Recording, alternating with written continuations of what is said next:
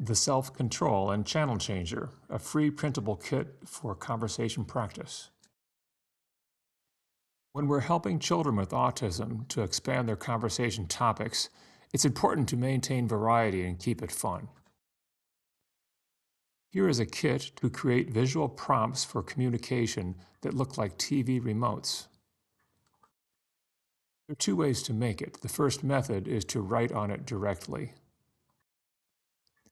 The second method is to use the easy PowerPoint option. Fill in the text boxes and print it.